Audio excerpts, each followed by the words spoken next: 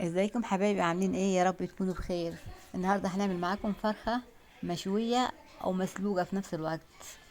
جبت حله على النار وحطيت فيه لما الميه تغلي كده، هو هحط فيه الفريك اللي انا غسلاه ومصفيه حلو، وهخليه يغلي نص غلوه كده يعني، او نص طيبه.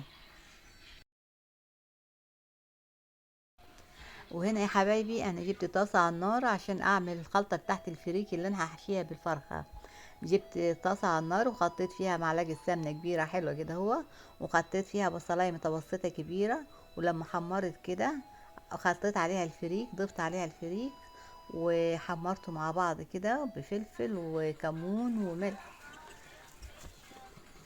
هنا حبايبي انا بعد ما غسلت الفرخه دي بالخل والليمون والدقيق ونضفتها حلو، هرشها من جوه كده، تبلها بملح وفلفل بس. والفرخه دي انا هشويها، هحشيها فريك وهشويها. بس الفرخه بتاعت الحشو او الشويه دي بتبقى من كيلو لكيلو ونص، هي دي كيلو ونص. بعد ما حطيت لها الملح والفلفل من بره وجوه، هبتدي ايه، احط لها احشيها بالتتبيله اللي انا عاملاها، الفريك والبصل.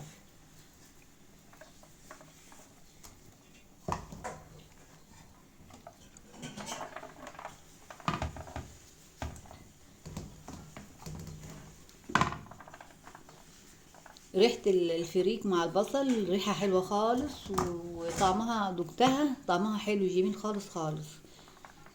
جربوها وان شاء الله تعجبكم. هحشيها وارجع لكم. طبعا يا حبايبي هنا انا ايه، حشو الفرخة دي بس انا هديها غلوة على البوتاجاز في المية المغلية دي، وبقى يعني كشوربة، وبعد كده ايه احطها في الفرن. في حلة على النار حطيت فيها بصلة، وحطيت فيها ورق لورا. حطيت الفرخة اللي انا حشياها دي، هديها نص طيبة كده وارجعها على الفرن بعد كده. وهنا الفرخة بعد ما تطيب نص طيبة هطلعها من الشوربة بتاعتها، واكون مجهزة معلقة صلصة مع معلقة زبادي وملح وفلفل، وادهن الفرخة كلها وادخلها في الفرن. حبايبي كده طلعت الفرخة من الفرن مشوية وريحتها حلوة يجنن، وطعمها حلو وشكلها حلو جميل. وزي ما قلت لكم سلقتها نص سلقة في الشوربة، وبعد كده رحت حطها في الفرن، وهي شكلها حلو وطالعة دايبة وحلوة خالص، وألف هنا وشفا على اللي شافها وعلى اللي هياكلها وعلى هيعملها. ولو عجبكم الفيديو ما تنسيش اللايك والاشتراك وتفعيل الجرس. شكرا حبايبي.